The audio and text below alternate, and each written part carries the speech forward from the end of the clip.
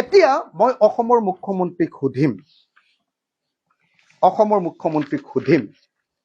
যে অসমৰ মুখ্যমন্ত্ৰীৰ অকল মোৰ হাতত থকা এই মুহূৰ্তত বহুত কাগজ আছে, তেখেতৰ মাটি বাৰীৰ মোৰ ওচৰত কেইবাটাও ফাইল আছে, সববিলাকৰ মই মাটিৰ পট্টা পৰ্যন্ত সব উলিয়াই থৈছো, মানে জমাবন্দী কপি পৰ্যন্ত একদম ঠাক ঠাক হিচাপত উলিয়াই থোৱা আছে, মোৰ জমা আছে, মই সেইবিলাক সব কথা ক'ব নাযাওঁ।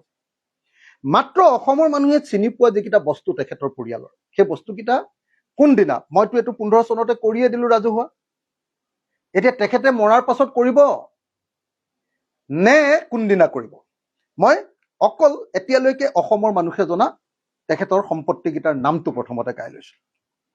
অসমৰ মুখ্যমন্ত্ৰীৰ পৰিয়ালৰ নামত থকা বাগান কাঞ্চনজুৰি চাহ বাগিচা, কাজিৰঙা, নগাঁও ডিষ্ট্ৰিক্ট পৰে, ৰাধাকৃষ্ণ চাহ বাগিচা আমাৰ সৰুপথাৰ, আৰু তিনচুকীয়াৰ চানমাৰী চাহ বাগিচা। মই বাকীবিলাকৰ কথা নকওঁ দেই, বাকীবিলাকৰ কথা মানে তেখেতে নামে বেনামে কিনাবিলাকৰ কথা এতিয়া কোৱা নাই, সেইবিলাকৰো পুৰা ডকুমেণ্টেশ্যন আমাৰ হাতত আছে, আমি কোৱা নাই। এতিয়া তিনচুকীয়াৰ চানমাৰী চাহ বাগিচা, সৰুপথাৰ গোলাঘাটৰ সৰুপথাৰ ৰাধাকৃষ্ণ চাহ বাগিচা, আৰু নগাঁৱৰ কাঞ্চনজুৰি চাহ বাগিচা। এই তিনিখন চাহ বাগিচা যেনেকৈ আমি অৰ্কিড পাৰ্কখন ৰাজহুৱা কৰি দিলো, কোনদিনা কৰিব এতিয়া, এই প্ৰশ্নটোৰ উত্তৰ লাগে। নাম্বাৰ 1।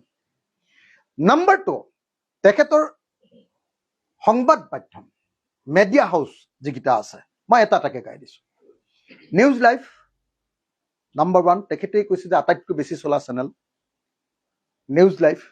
নিয়মীয়া বাৰ্তা বাতৰি কাগজ এখন, ৰং চেনেল, আইনা নামৰ এখন আলোচনী, ইন্দ্ৰধনু, ৰামধেনু আৰু 12-18, এই 7টা সংবাদ মাধ্যম এইটো ৰাজহুৱা কৰি দিলে।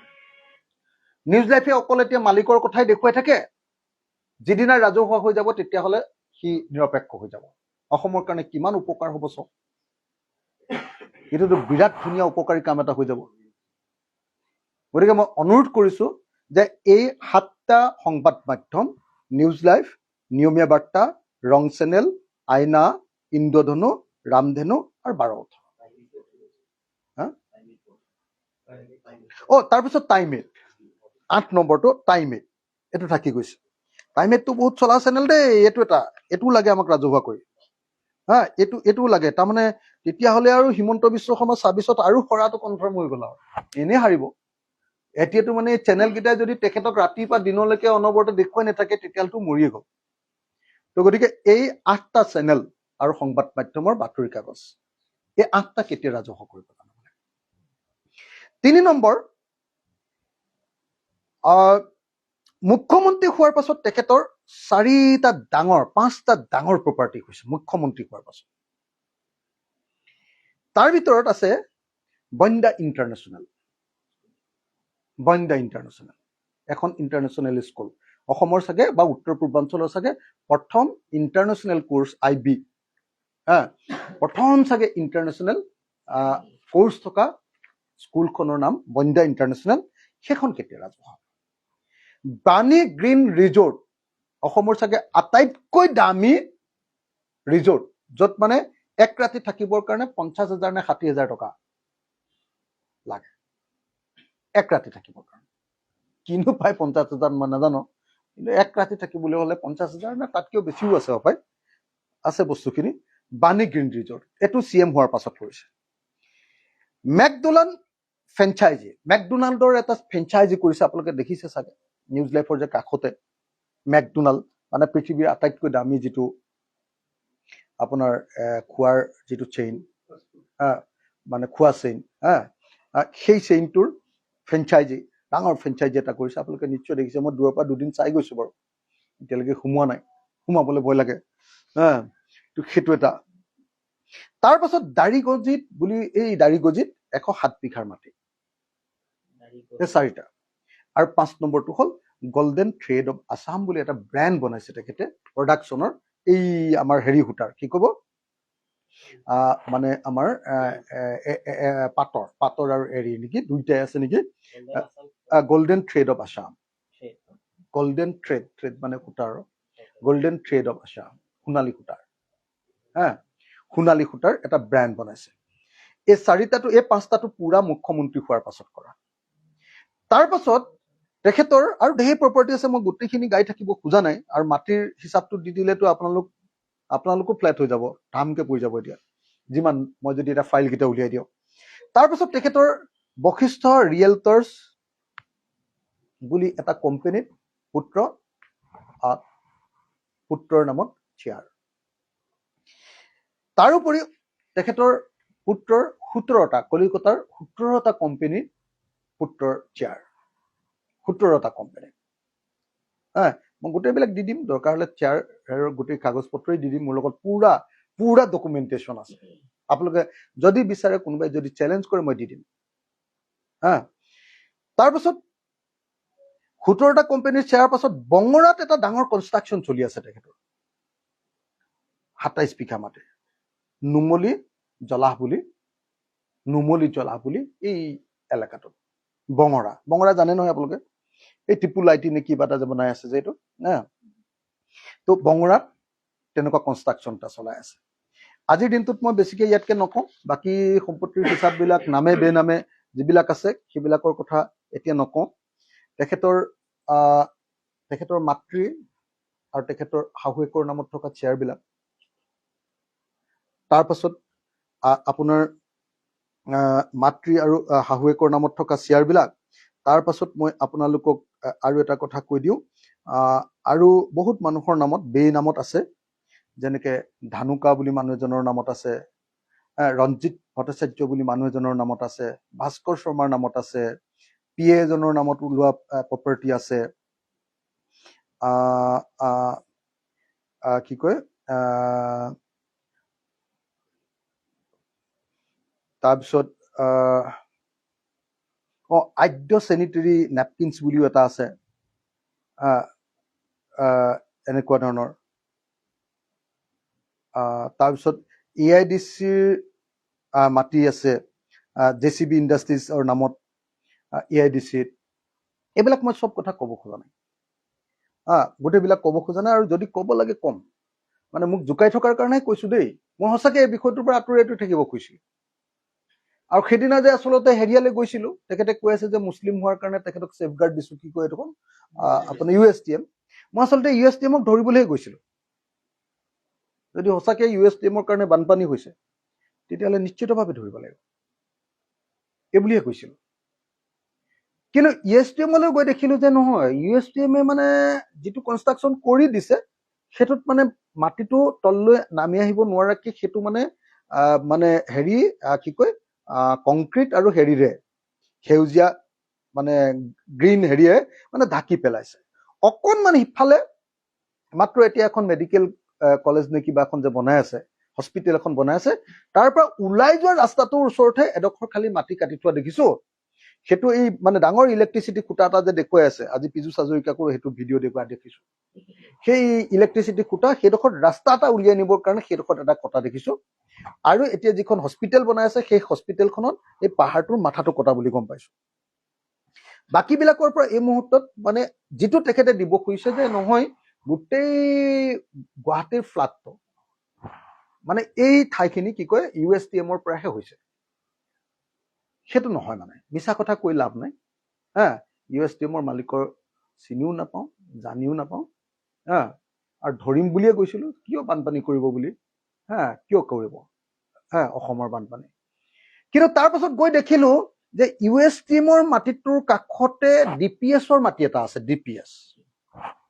সেই DPSৰ মাটিটোত কিন্তু পুৰা আৰ্ট কাটিং আছে, পুৰা পাহাৰ কাটিং। 7 তাৰিখৰ দিনা প্ৰথম দিনটোত যিদিনা কৈছিলে, তেতিয়া কিন্তু মুখ্যমন্ত্ৰীয়ে DPSৰ নামো লৈছিলে আৰু USTMৰ নামো লৈছিলে। 8 তাৰিখৰ দিনা দেখিলো যে CMৰ তাত DPSৰ মালিকে গৈ 11 লাখ টকাৰ এখন চেক দিছে CM ৰিলিফ ফাণ্ডৰ কাৰণে।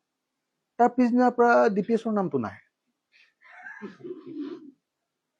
তাৰপিছত যেতিয়া মই গৈ সোমালো, যেতিয়া আপোনাৰ হেৰিয়ালে কি কয় এইখন USTMত সোমাওতে গম পালো যে USTMৰ আচলতে এই যিখন কি কয় আপোনাৰ মেডিকেল কলেজ বনাব খুজিছে, সেই USTMৰ মেডিকেল কলেজখনক লৈহে CMৰ টেনচন। কেলে তাৰ কাষতে থকা DPSৰ মাটি নে অন্য ক'বা মাটিত কোনোবা এটা ইয়াৰে মেডিকেল মানে কোনোবা এখন হেৰিয়াৰ লগত নাৰ্ছিং হোম মানে এনেকুৱা ধৰণৰ কিবা এটা চেইন এটাৰ লগত তাতে মানে এওঁলোকেও তাৰমানে এখন মেডিকেল কলেজ বনাবৰ কাৰণে প্লেন কৰিছে। এই একেবাৰে সেই মেঘালয়ৰ মাটিতে। সেইটোৰ কাৰণেহে তাৰমানে এইটো মানে USTMৰ মেডিকেল কলেজখনৰ ওপৰত এটেক কৰি আছে। এই খবৰটো তেতিয়া ৰাজহুৱাকে তাতে অভিযোগ কৰিছে মানুহে যে এওঁটো ইয়াখন বনাবলৈ লৈছে আমুকৰ লগত লগ লাগি, এইবিলাক যেতিয়া ক'বলৈ ল'লে তাৰ লোকেল মানুহে, তেতিয়াহে গম পাইছো এইটো ব্যৱসায়িক সংঘাত। এইটো মানে ফ্লাড আপোনাৰ জেহাদ নহয়, এইটো বান জেহাদ নহয়, এইটো হ'ল হিমন্ত বিশ্ব শৰ্মাৰ কোম্পেনী, তাৰমানে তেওঁলোকৰ পৰিয়ালৰ যিটো কোম্পেনী আৰু USTMৰ কোম্পেনীৰ মাজত এইটো মেডিকেল কলেজক লৈ হোৱা সংঘাতৰ পৰিণতি। সেইটোকে তেখেতে সামাজিক বিষয় তৈয়াৰ কৰি কি কৰিলে, সামাজিক বিষয় এটা তৈয়াৰ কৰি কি কৰিলে আপোনাৰ মানে সেইটোকে ডাঙৰ বিষয় বনাই দিলে। এতিয়া তেখেতে কৈছে যে প্ৰতিদিনৰ মালিকক নকয়, প্ৰাগৰ মালিকক নকয় যে তোমালোকৰ সম্পত্তি কেতিয়া ৰাজহুৱা কৰিবা, তেওঁলোকক সমালোচনা নকৰে, কিন্তু ৰিণিকী ভূঞাক কৰে। মোৰ পত্নীৰ ওপৰত ইমান চকু কিয়? এইটো তেখেতৰ বক্তব্য। প্ৰথম কথা যে আপোনাক এই কাৰণে ধৰে আপুনি অসমৰ মুখ্যমন্ত্ৰী,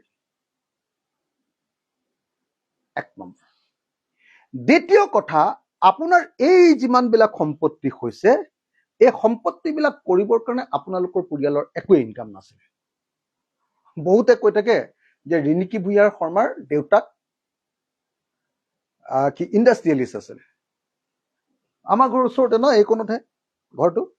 ওচৰৰ যিকোনো মানুহক সুধি লওক, যে মই যিমান দূৰ জানো, মই তেখেতৰ নামটো ল'ব নোখোজো, কিন্তু হিমন্ত বিশ্ব শৰ্মাই বিয়া কৰোৱাৰ পাছত এনেকুৱা ধৰণৰ কোনো ইণ্ডাষ্ট্ৰি নাই।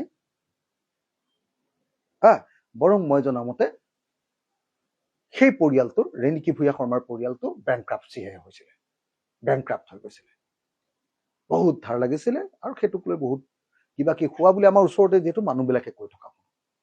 গতিকে এই যে চাহ বাগিচা তিনিখন কিন্তু নামতহে দেই, বাকীবিলাক উলিয়াই দিম, আপোনালোকে গম পাব কেইদিনমানৰ পাছত। মোৰ লগত লাগি থাকিলে হ'ল, খালি আৰু খংটো উঠি থাকিলে হ'ল আৰু উলিয়াম আৰু এদিনকে।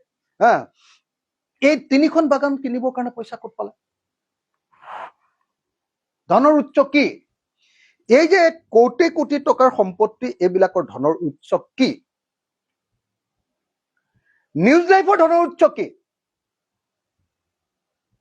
আমিতো জানো কাহিনী, মই নিউজ লাইফৰ ওপৰত ৰিচাৰ্চ কৰিছিলো, মোৰ লগত এতিয়াও ফাইল আছে। আজিৰ দিনটোত মই আপোনালোকক যদি নিউজ লাইফৰ ধনৰ উৎস এটা এটাকে দেখুৱাই দিওঁ, এটা এটাকে মই দেখুৱাই দিব পাৰো, মোৰ ওপৰত পুৰা ডকুমেণ্ট আছে। আৰু মই এইটো ডকুমেণ্ট একদম সাধাৰণভাৱে বনোৱা নাছিলো, গুৱাহাটীৰ বহুত ডাঙৰ ডাঙৰ CAক লগাই RTI কৰি তথ্য উলিয়াই ৰিচাৰ্চ কৰি একেবাৰে মানে হিলাই দিব পৰাকে কৰা ডকুমেণ্ট আছে মোৰ লগত। নিউজ লাইফৰ টকা ক'ৰ পৰা আহিছিলে, 2 নম্বৰী টকাবিলাক ক'ৰ পৰা ইনভেষ্ট হৈছিলে, আৰু সেই 2 নম্বৰী টকাবিলাক 1 নম্বৰী হোৱাইট দেখুৱাবৰ কাৰণে তেখেতৰ মুখত এইকেইদিন হোৱাইট শব্দ এটা শুনি আছে নে আপোনালোকে? এজন মুখ্যমন্ত্ৰীয়ে হোৱাইট ব্লেক এইবিলাক কথা কৈ থাকে। লাজ লাগিছে নে নাইবা যে এখন মুখ্যমন্ত্ৰীয়ে নিজৰ পত্নীৰ প্ৰপাৰ্টিৰ কথা কৈ আছে?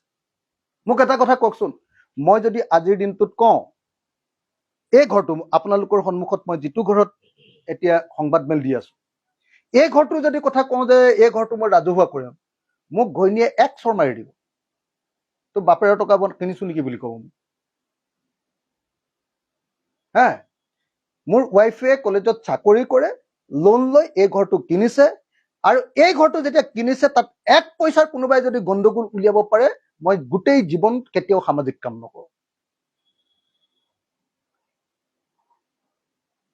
এতিয়া মোৰ এই ঘৰটো, আমাৰ য'ত মই থাকো, এই যে অসমৰ কি কয় আপোনাৰ অসমৰ মুখ্যমন্ত্ৰীয়ে যে কৈছে যে ৰিণিকীৰ সকলো সম্পত্তি আমি ৰাজহুৱা কৰি দিম, মই কিন্তু যিটো ঘৰত থাকো মোৰ পত্নীৰ ঘৰ, মোৰ পত্নীৰ টকাৰে কিনিছে, আৰু মই কেতিয়াও তেখেতৰ সম্পত্তি ৰাজহুৱা কৰিম বুলি ক'ব নোৱাৰো। ক'লে মোক একেদিনতে ঘৰৰ পৰা বাহিৰ কৰি দিম। হিমন্ত বিশ্ব শৰ্মাই যে কৈছে যে এই সম্পত্তি চব আমি ৰাজহুৱা কৰি দিম, তাৰমানে এই গোটেই টকাবিলাক হিমন্ত বিশ্ব শৰ্মাৰ টকা, এইটো ৰিণিকী ভূঞাৰ টকা নহয়। তেওঁৱে আচলতে মালিক।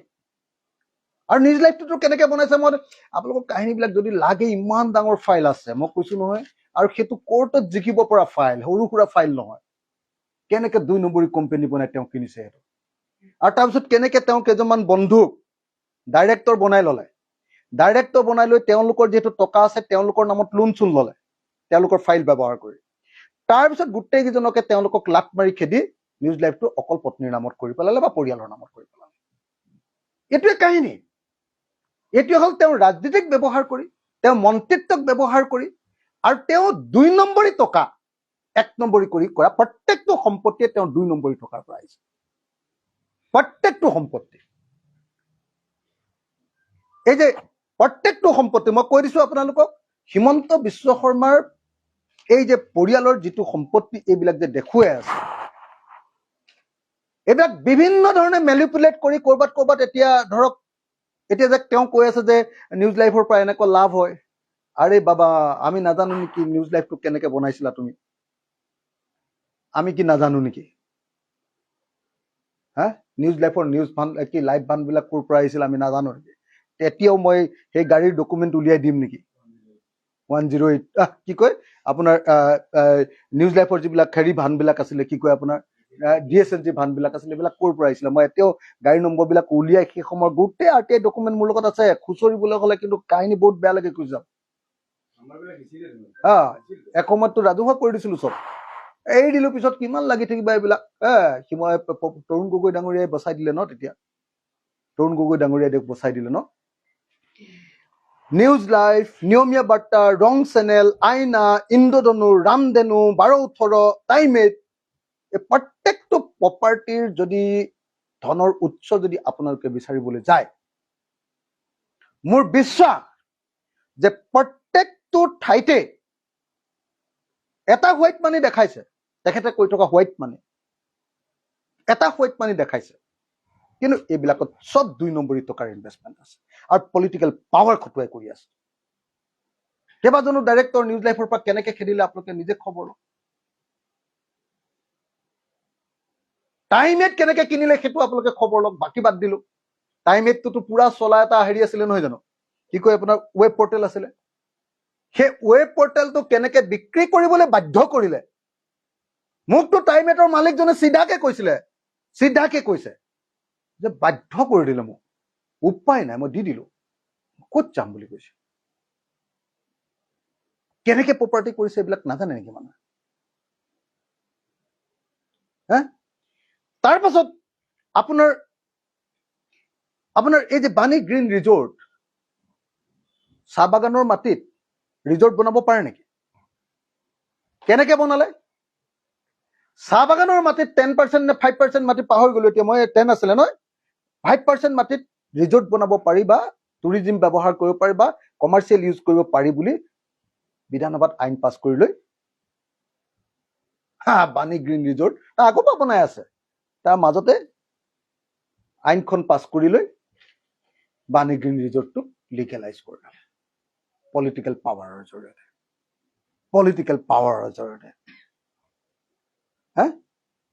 এতিয়া কেনেকে মাটি কি হিচাপত প্ৰত্যেক দিনাই কেনেকে মাটি লৈ আছে তাৰ কাহিনী কম নেকি? কি ক্ষমতা প্ৰয়োগ কৰি, কোন পুলিচক লগাই, কোন অফিচাৰক লগাই, কাক বাধ্য কৰি, কাক ব্লাকমেইল কৰি কেনেকে সম্পত্তি লৈ আছে, এইবিলাক কি ক'ব লাগিব নেকি? এইবিলাকত সোমাব খোজা নাছিল।